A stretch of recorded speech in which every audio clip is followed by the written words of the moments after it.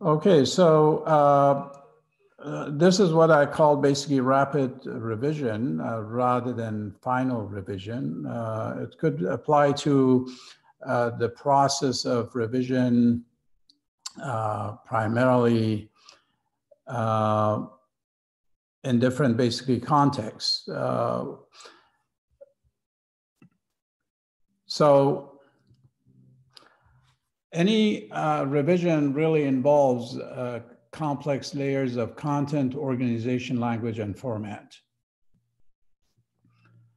Hemingway, you may find it somewhat interesting. An accomplished author like Hemingway, he reworked the ending to Farewell to Arms over 47 times.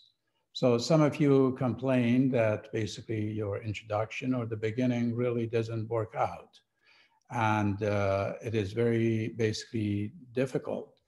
As a matter of fact, I do have something from an editor. The book chapter that I was working on, fortunately, it came to be published, but it was subjected to really brutal, revision. And editors are not always, and you have seen this probably in my comments or in your peers' comments.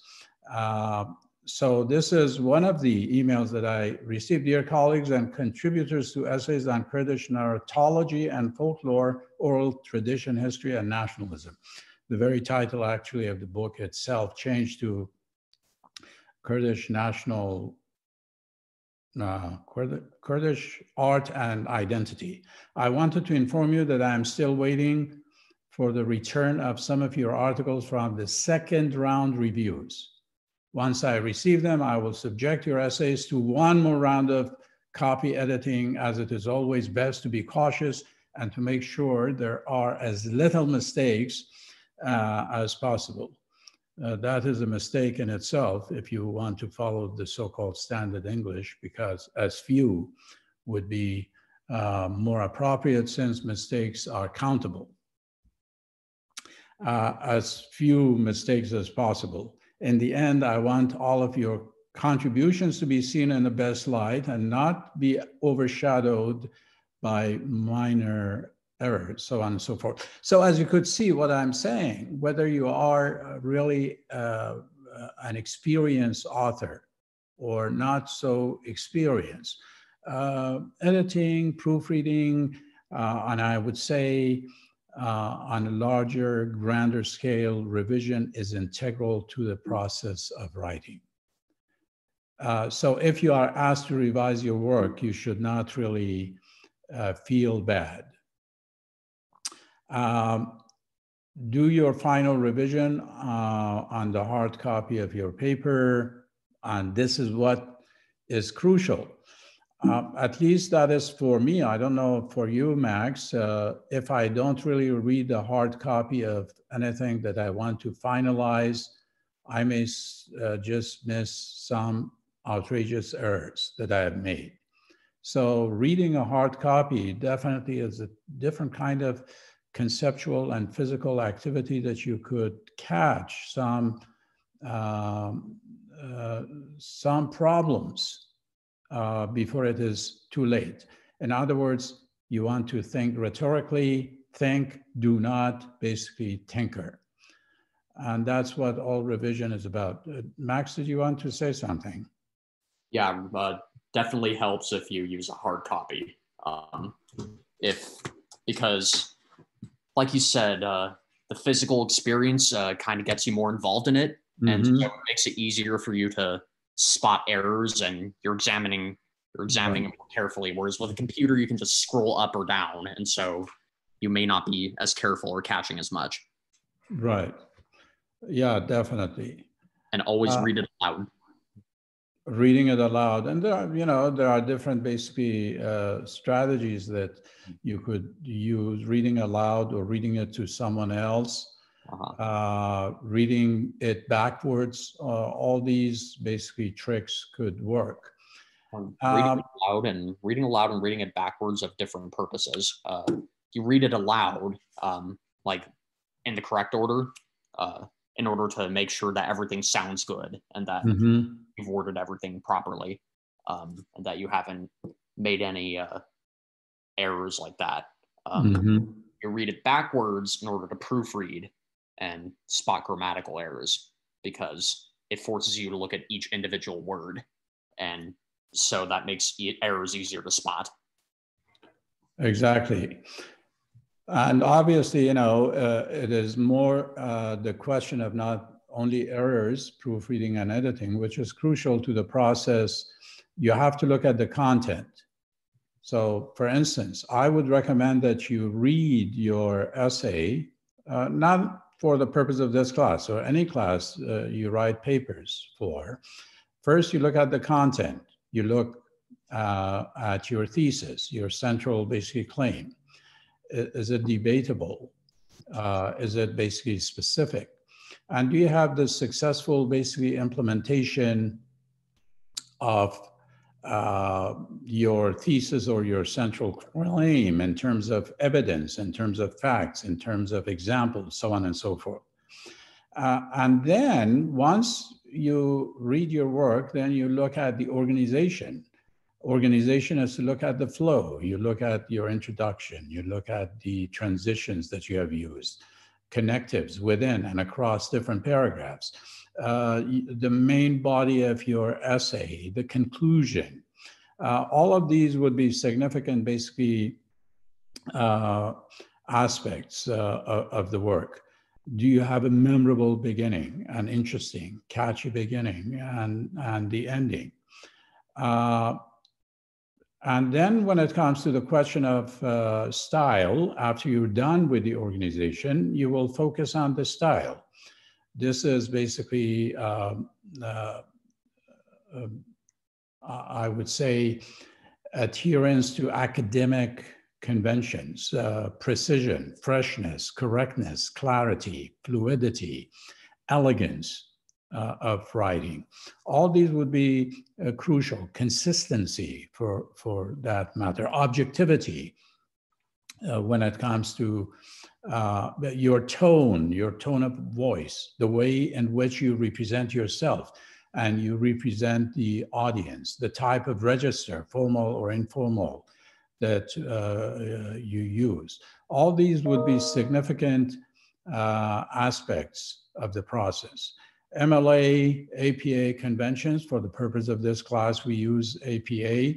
Are they accurate, sufficient in terms of in-text citations and works cited page? Not only that, but it is also important to pay attention to the grammar of citation. Are they basically the citations seamlessly, smoothly integrated into the essay that you have written? So these are fundamental ideas when it comes to the thesis, thinking critically about your thesis, looking into your central point to ensure it is not too broad nor too narrow. Every thesis statement definitely has to have what is called a controlling idea, which sets the boundary or the limitations so that you don't go beyond. You have to think about your ultimate purpose. Does your introduction embody your purpose or your intention, or does it make it crystal clear to your readers? And any essay really needs some key words embedding the thesis and the entirety of the, did you have a question, Max? No. So those keywords that are used in association with your thesis will help you keep track of your main idea, and they help you accentuate your central idea. And obviously, to create coherence, you have to make your focus recurrent throughout the paper. Organization, you look at the plan, your outline, Maybe at the end, you make a scratch outline of your paper to see if there is a logical progression of the ideas. What type of organizational plan have you used, depending on the essay? Have you used appropriate transitions? Are the paragraphs topic-centered? Do you have forecasting, basically statements for the entirety of the essay and also for the paragraphs? Have you used cues to guide readers towards your organizational plan as the ideas unfold, or everything is unpredictable? They are as unpredictable as they were to you. Have you provided a balanced analysis of the three rhetorical appeals? If you're writing a persuasive essay, ethos, pathos, logos. Organization is something that you have to really decide consciously more than anything else, because you are walking your basically readers through. In terms of language, as you rewrite and reread your sentences, things become naturalized. And we have a tendency, all of us, to fall in love with what we create and with what we write. And we may not really be able to set ourselves from this enchantment with our word choices and sentences, which everything may be clear, to us in our minds, but readers will find those confusing. They cannot fill in the blanks. So one of the tricky parts of writing is really you're writing for someone who is not present at the time of your writing. And obviously, when the reader reads your essay, you are not present. And so we always have to deal with the question of absences. If this is the question, if this is a problem, you have to fill the void. How do you fill the void? You have to be able to read the reader's minds. And that is not definitely easy. To create a representation, a third representation, which is a bridge between the text, your mind, and the reader's mind. And that is really one of the most challenging aspects of building perspectives and writing. So you could reread your essay for stylistic clarity, fluidity, and elegance. How can you polish and refine your essay? You look for typical errors that usually appear in your writing. You can remove redundancies. For instance, in this article, for instance, William Labov argues. I mean, look at the redundancies. Look at the vagueness in this article, as if, a reader already knows what this article you're talking about. Not only that, you refer to the author, he, and then you use author, and then you use the name of the author, William Labov. So this is what I call, a gross case of redundancy, wordiness, cliche, metaphors. All of us are really guilty of using these if we are not careful, because we write the way we basically think, we write the way we speak. And these cliches and redundancies are bound to end up in what we write. It is important to pay attention to the format, to the discipline. You are basically writing within the discourse of the academic community, more specifically, approximate basically what is called linguistics. Have you consistently used, as I said, APA? That should be APA rather than MLA. Some of you are well versed in MLA, but not APA. There are some significant differences. So check for margins, font size, page numbers, cover page, works cited page, title, abstract, so on and so forth. have you provided accurate and sufficient in-text citations? And again, look at your central argument and read your sources to find out if your sources highlight your main argument. So formatting has a purpose, and definitely you want to establish ethos, authority, and authenticity, and that's why you follow APA or MLA formatting style. So I would say, these ideas, when it comes to the final revision or rapid revision, would apply to any essay, any work that we do. As I said, you want to look at 3 levels separately. First, the content, then you put it aside, then you look at the organization, followed by looking at the language for proofreading and editing purposes. Any questions? Okay, Max, you can take over for going to breakout rooms. Debate. Yes. Or we're going to go into breakout rooms.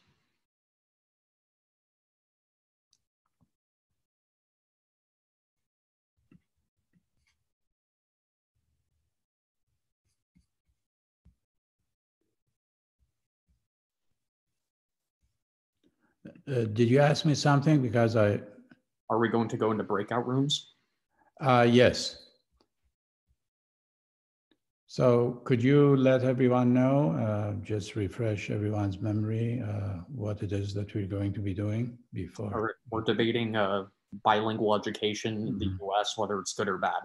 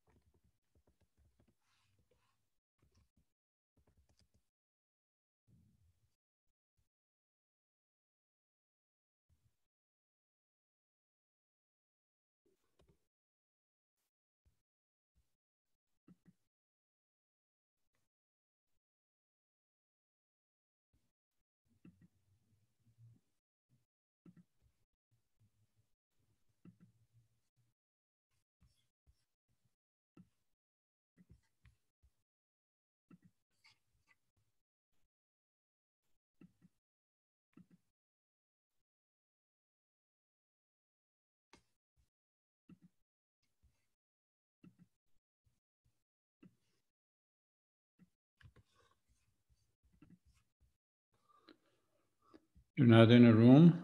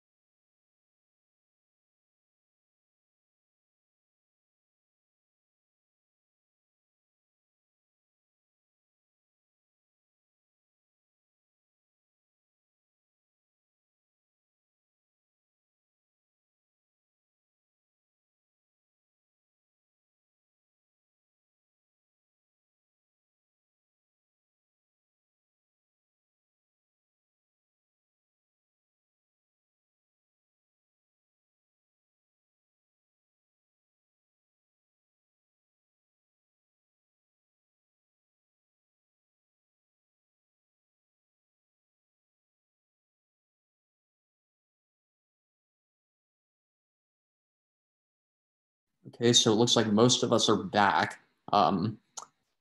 So for the debate today, I still do not have any judges. If you're interested in judging, please let me know, because we need judges.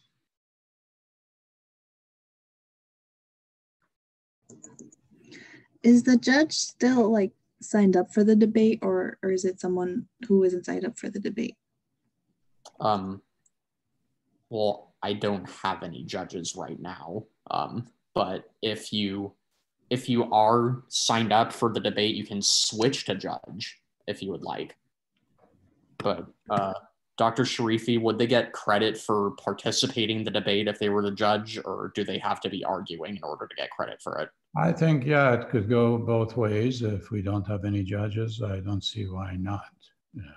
I think it takes basically courage to to do that, and the willingness. So definitely, it should be appreciated. Yes. Okay. So Anna, would you like to judge? Sure. Okay. Messed up my formatting. Can I also be a judge? Okay. If you promise to be fair. Mm-hmm. No, I can't see your name. I'm sorry. It's not showing me your name. Sarah Morana. Okay, I see it now. Thank you, Sarah.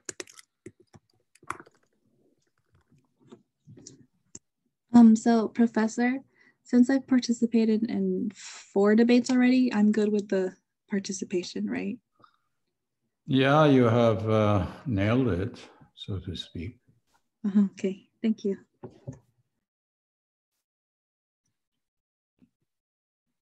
All right, so let's get started. So I'm going to do something a little different this time, and I want to start with the con side.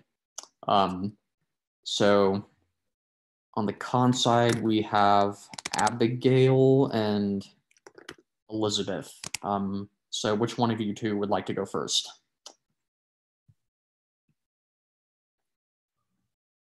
So why are you arguing that bilingual education is not good? I can go. Go for it, Abigail. So do you just want me to list out all of my arguments, or? You can list them all, or you can list however many you want. Even just 1 or 2 would be fine, unless you want to keep going. Then you can, by all means. Okay, I'll just list them all. Yeah, I mean there are only 2 of you on the con side, so it might be better if you did more actually. Okay. I think that I can't really say that bilingual education programs in the US are bad. I think there's a lot of improvement that can be made. I don't necessarily think it's bad, but I think there's a lot of flaws. For one of my arguments, I said that education in a second language can be inconsistent. Learning specific content can be extremely difficult for those in bilingual education programs. Bilingual education is not cheap. Bilingual education prevents student involvement in like local culture. It can shift a student's focus on like languages. There may be a lack of qualified teachers and assistants, and it comes with like a stigma because these bilingual education programs are for immigrants usually. So those are my arguments. So you definitely named a few legitimate issues here. The lack of qualified teachers. So there's a teacher shortage in pretty much every subject. But bilingual education, I could definitely see why there'd be a shortage of teachers, because in order to teach bilingual education, you'd have to be fluent in 2 different languages. And if you can't find enough teachers to do that, well, then what good is it? Yes. Additionally, you brought up the stigma of immigration. As most of us probably know, immigration is a hot button issue, and bilingual education is associated with immigration. And so if you're in bilingual education or involved in it, that could come with a that could come with a stigma and lead to negative social consequences. Kind of like back when we talked about whether bilingualism gave you an advantage or a disadvantage. We talked about how there could be a stigma involved in there because of xenophobia and other things. Mm-hmm. Right, so those are fair points. Then Elizabeth. I agree that bilingual education isn't necessarily bad as long as you're doing it correctly. But I think if it's instituted in all schools for children, it will become the standard. And we've talked about it being a competitive factor in the workforce and it having benefits. But if you have everyone being bilingual, it won't be competitive anymore. Also, with something like language that is used as a way to discriminate against certain groups of people, I think it's important to make it a positive part of children's education instead of forcing them into learning it when they don't really want to. Yeah. Right, so you and Abigail said something pretty similar, that it's not a bad idea on paper, but sometimes it's not executed properly, and that can lead to problems. Now you also talked about xenophobia and discrimination. That was another thing Abigail talked about. And then another interesting point you made, I think, if it's instituted across the board and everybody's doing it, any competitive advantage, for example, if being bilingual gives you a leg up in getting a job potentially, that competitive advantage that bilinguals have would fade and it wouldn't be so special anymore. So those are one thing which basically I like about the point of marginalization or stigmatization of bilingualism and bilingual education. Definitely what was raised is quite legitimate, not only institutionally, but also socially and culturally. Even though, for instance, even in more successful programs, such as immersion programs that we have here, and obviously, Canada is even a more successful example of such bilingual education. But definitely we do have quite a few successful dual or immersion programs in California. But what was raised is very important. We can create linguistic parity or equality within the confines of the classroom. Let's say, Chinese, Spanish, and English. But the question is, if such disparity continues beyond the classroom at the macro dimension rather than at the micro dimension within the classroom, therefore, children are going to suffer from the consequences. They would feel definitely that a language that they have been taught in the classroom is much less in value than the dominant language of the overall society. So this is a legitimate point when it comes to the microculture, meaning the classroom, and the macroculture where basically the dominant language still reigns. So, what kind of message are we sending to those who are going through dual or immersion or bilingual programs if we have not created the kind of linguistic equity, if we have not created the conditions for other languages to be considered as linguistic cultural capital as the dominant language is. So I totally agree with those flaws in language ideologies that basically govern the dominant society and even these programs.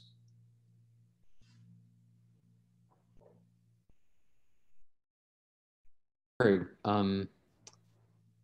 Now I think we can move over to the pro side, and we've got a lot of people on the pro side.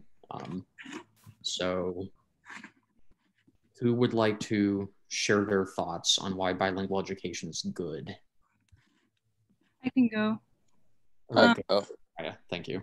Well, I just wanted to rebuttal the other side and say that although some of the bilingual programs going on at the moment are not the best and they're flawed in a lot of ways, there's not that many. And so I feel like if an influx of more bilingual education was to be put, like said, then we can move toward making those proper advancements and making because we have to start somewhere and it's not going to be perfect in the beginning, and if we keep going forward with it, we have to at least put one foot forward and say, you know, it's not going to be perfect at first, but the more we try and the more, you know, we offer this to students, then the more we can see like where our flaws are and how we can fix them.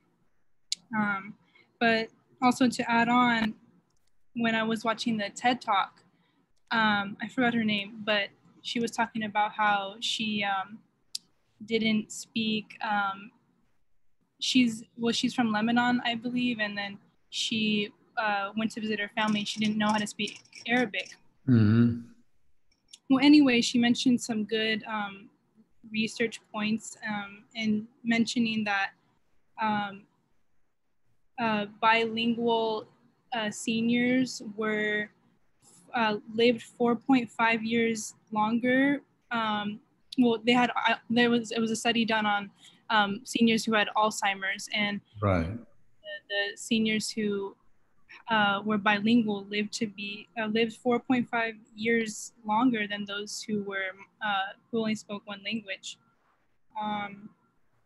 So yeah, I thought that was a really good point. And then just as far as the like jobs, I think a lot of them are requiring you to be bilingual, and a lot of us lack in that area. So I think the more we're taught like from a young age to learn different languages, then it would help us essentially in getting more jobs and making more jobs available to one. But yeah. All right, so your first point, don't let the perfect be the enemy of the good. So bilingual education, while it's not perfect, that doesn't mean we should just throw the whole thing out necessarily, because if there are at least some parts that work, well, nothing's ever perfect. That was one thing that I learned when I was getting my teaching credentials, that you're never going to be a perfect teacher. It's the same thing with this. It's never going to be perfect. It's always going to have flaws. Everything has flaws. But instead of giving up on it entirely or throwing it out, it can be better to look at it, assess the problems, and then figure out how to fix them going forward. Now, the point about how seniors with Alzheimer's live longer if they were bilingual, that kind of goes back to the earlier claim that bilinguals were at an advantage. So if they're learning bilingual education and they're learning more than one language and they become bilingual through that, that may, according to studies, which suggest this, it may have benefits later in life. And I also recall your point about the person who couldn't speak Arabic when she was visiting her family in Lebanon, in the TED Talk. Had she had some bilingual education, perhaps she would have been better able to connect with her family and her relatives who don't speak English. So those are all potential benefits of bilingual education. Can I say something to? Okay. Yes. All right, yeah, go ahead. Yeah. So the topic of this debate was bilingual education programs in the US are bad. So I took it like, I guess, word for word. So we're focusing on the US, and I think I have some statistics. So like there are a lot of bilingual education programs in Europe as well. And from my statistics, I would just read it. According to the US Census Bureau, only 20% of Americans can converse in 2 or more languages, compared with 56% of Europeans. A lot of Europeans are actually trilingual. For example, in Switzerland, they can speak German, Italian, French, and English. Okay, so like they speak 4 languages. So they're a lot more effective in Europe than in America. Okay. Yeah. So could we, Abigail, attribute that to, if I may say something, to basically monolingual ideology, which really dominates the American society. We take great pride in being a multilingual society, but definitely we are moving towards monolingualism. And this is reflected in the statistics that you just cited, that it is unfortunately the language attrition, the language loss that the new generation of immigrants come to experience. For instance, you know, I come from a multilingual society. I happen to be multilingual myself, but my daughters who were born into a multilingual basic environment, my wife is Persian, I am Kurdish, and definitely we live in California where English is the so-called lingua franca, at least in our home. As my twin daughters basically grew, English came to be more present, and it eventually became, you know, the dominant language for them. And definitely they have acquired some Persian, their mother tongue, and very little, if any, Kurdish. So I would say definitely they do have the cultural heritage when it comes to being Perso-Kurdish American, but definitely English has won, and both Persian and Kurdish have lost in that sense. It is embarrassing for me to say this as a linguist, but as you said, you know, unfortunately in the United States, there is this pressure, institutional, familial, basically to move towards monolingualism. And those people who are more inclined, you know, give in. My daughters could have been multilingual easily if we had bilingual education when they were growing up. But unfortunately, they did not.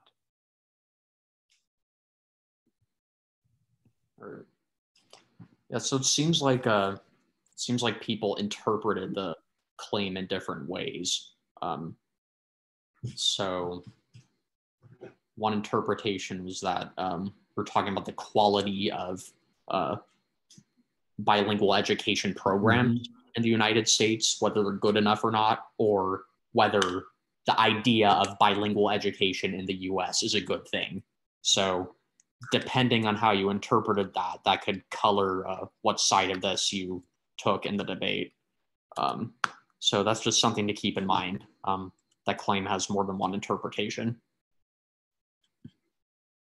All right. Would anyone else like to argue pro? Can I go? Go for it, Benira. Thank you. So I think bilingual education is good because it's crucial to understanding and appreciating the number of different cultures in our society, especially in the US. It's really diversified. Not only that, but I feel like it would also encourage parents to be more involved in their kids' education. All right, so a lot of the time, children only speak their parents' native language at home, and oftentimes immigrants, they come into the United States not knowing a word of English. So if their children come to the US also not knowing any English, bilingual education could be kind of a bridge to them. It would help them learn English while at the same time learning things in their own language so that they understand the material better. And it would also help them it would also help them almost act as an interpreter for their own family members. A lot of the time, children of immigrants who are educated in the US and need to learn English, or who do learn English, a lot of the time they have to interpret things for their parents. And so that can be a good help. So it not only helps the learner, but it also helps also could help the family of the learner and other people around the learner. And it would help them more easily integrate into an English dominated society. Furthermore, another thing that you talked about, the US is multicultural. And if you're learning more than one language, then that gives you the chance to interact with more different cultures, and gives you a broader picture of America. Does anyone else have anything to add? Sure. So for the pro, just another aspect, because I interpret it as bilingual education being beneficial, not so much the status, but its contribution pretty much to our society. Mm-hmm. And something that's very common among minority language background students is that they tend to have a higher dropout rate and lower academic achievement. So by having these bilingual education, like for example, in California, the immersion things, what they do is, and I was researching it because a lot of the times the argument against bilingual education is that it's going to eliminate English and its importance, but that's not what the programs do. Instead, what they do is they take, so for like Spanish and English, for example, starting in kindergarten, the curriculum is 90% Spanish, 10% English. But by the time they get to 6th grade, it's 50-50. And obviously, as they move on to high school, then it's English almost 100% of the time. So I don't think then the argument is that English will somehow be gone by having these bilingual systems is obviously untrue. And it's only serves to better the total population of the youth in our country, because if these minority language students are able to get this beneficial of being able to be taught in their native language that they're taught at home while also being in an academic setting, but also having the reinforcement of English for when they do eventually leave that elementary dual immersion program, then I think they're definitely setting up for definitely a more productive society in the future by making sure everybody can have a successful future. Right. So we talked about bilingual education potentially being a bridge to society, to English-dominated society for students who natively speak other than English. So we kind of touched upon that, but it can definitely have long-term benefits down the line as well. There are immediate benefits, but it can also better equip them for society, and then that benefits our society as a whole, because if more people are educated in more than one language and they're better able to connect with American society and English-dominated society, that means more productivity in our economy because of more ability to navigate the world. So it can have social benefits, and thinking in the macro can have economic benefits that pay off potentially. Yeah, one thing that I wanted to point out is really these bilingual programs, we have to look at their purpose and function. You know, if the purpose is really transitioning immigrant children into the mainstream society and then basically helping them to become definitely fluent in the dominant language and in the process basically forget their own language, definitely that is more traditional bilingual education. It was more the question of basically swim and sink in the process. So those programs are quite different from immersion programs, in which primarily some kind of linguistic parity is created, as I said, in the classroom, and therefore the students can gain self-esteem and respect when it comes to the languages that they acquire. And it contributes to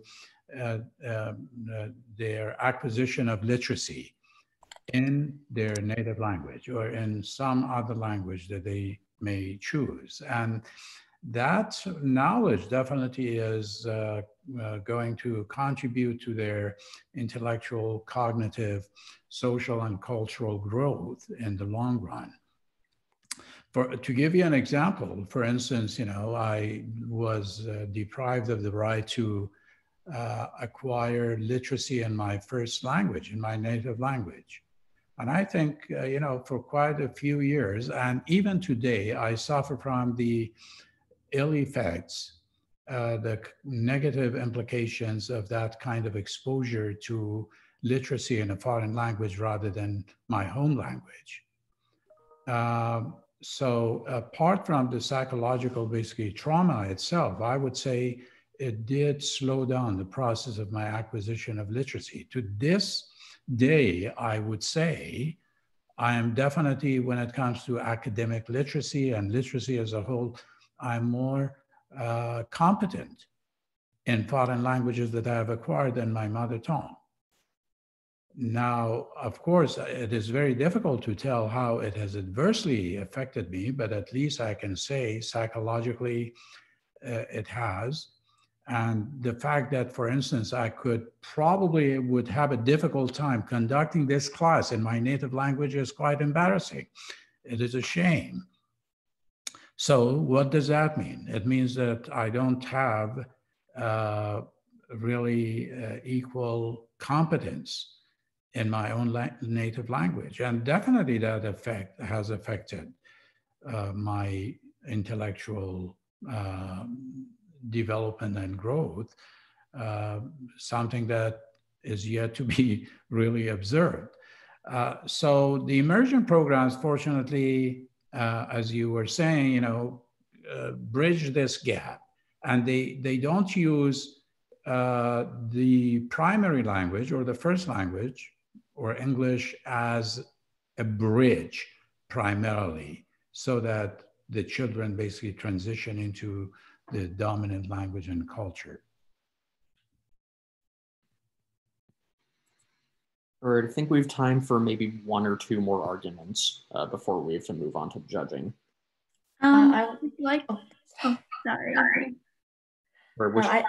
I just wanted to include that that bilingual education can help with vocabulary that is not used in normal social settings. So academic vocabulary,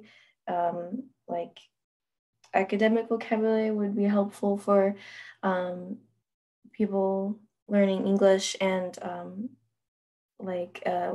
if they can't understand something or it can't be translated because it's not something normally used. So yeah, one of the biggest hurdles for English learners in school is academic vocabulary. That's always one of the hardest things to acquire, because academic vocabulary is by definition academic. It's language that's not used in mainstream conversation outside of an academic setting. So if you just find or I don't know how you would put this, but it's definitely useful to have bilingual education, because terms used in the classroom in an academic setting aren't necessarily going to be used outside of class. This is especially true of specialized schools, vocational schools, and colleges, where the academic vocabulary becomes much more sophisticated and advanced. If you just find some random person on the street who happens to be bilingual, they may not be able to translate academic vocabulary, but if they're being educated by somebody who is bilingual and knows the academic vocabulary in both English and the native language of the learner, then that can have its benefits. Right, and we should keep in mind that definitely sometimes it depends on the learner. If the learner comes from a second language background or has acquired English as a foreign language, definitely the student has experienced formal education and therefore formal English. And the student may be even, such a student may be more advanced than native speakers when it comes to vocabulary.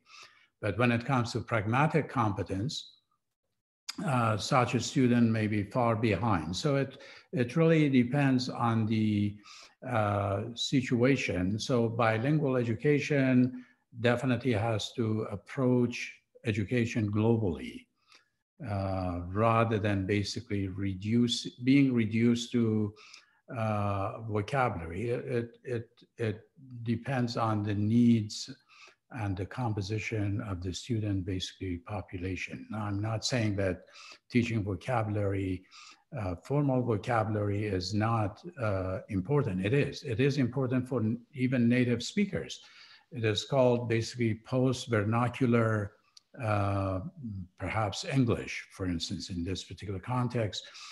Certain things that we acquire only in formal settings. Definitely, it is going to be more challenging for second language learners, English learners, or bilingual learners. And then Yvette, did you have something you wanted to say? Yes, I did. I just wanted to add that bilingual education also provides cognitive benefits. And like if you're exposed to bilingual education at a young age, you're more likely to develop better cognitive skills. And bilinguals are generally more creative than monolinguals. But also adding on to what Mariah said, there's more options in the future to further your education and better job opportunities if you are bilingual. Yeah, so we talked a little bit about economic benefits of bilingual education. So job opportunities, that's definitely one of them. And once again, going back to the cognitive benefits of bilingualism. We talked about the people with Alzheimer's who were bilingual living a few years longer than those who were monolingual. So that'd be a long-term cognitive benefit, but there are also short-term ones, which we had talked about in a previous debate. Okay, about 3 minutes left, so let's go to judges. So Sarah and Anna, which one of you would like to go first, deliver your verdict? I can start. So I think it was very tight. Like some arguments from the con would then be refuted by pro, which would then be refuted again by con. So one of the most outstanding arguments, I say, is how bilingual education in the US, like the programs and the way it's working just isn't working. So that's why there shouldn't be. But then the pro argued that we shouldn't just give up and we should keep trying to figure out how to make the bilingual programs better, which I'd give to the pro side. And then I was a bit confused what they meant. Someone talked about, from the con side, someone talked about forcing children to learn a language when they don't want to. I don't understand how that applies right now. So I think that's a loss for con. And overall, on the bilingual basis, the pro basis, I mean, that if bilingual programs were to improve and actually work better in the US, that there would be cognitive advantages, professional advantages, and creative advantages. And then I all think give that to the pro. But one idea that I hadn't really thought of is that if everyone is bilingual and has an advantage, then it doesn't become unique. It isn't unique anymore if everyone has that advantage, if that makes sense. So I think there are definitely good arguments from con, but I think because pro argued that bilingual education just needs to be improved for all of these steps to come, I think I'll give it to pro. Okay. Yeah, I think a lot of this depends on your interpretation of the prompt. Like, is the quality of bilingual education in the US good enough, or is the idea of bilingual education a good thing intrinsically? So a lot of your assessment of where you stand on this probably depends on how you interpreted the prompt. But yeah, there were very valid, very good points on both sides of this debate for sure. Sarah? I'm kind of like agreeing with Anna in the sense of that the con side one in a sense that they're talking about the quality of bilingual education. So it might not be the best. Like there's flaws and it might be inconsistent or not executed properly. But the pros were able to refute that by just saying it just needs to improve more, because bilingual education definitely does have its advantages, which is what makes it bilingual education good, because they said that it can provide cognitive benefits and that bilingual education can act as a bridge for people who are monolingual to learn about other people's cultures and appreciate other cultures more and interact with other people.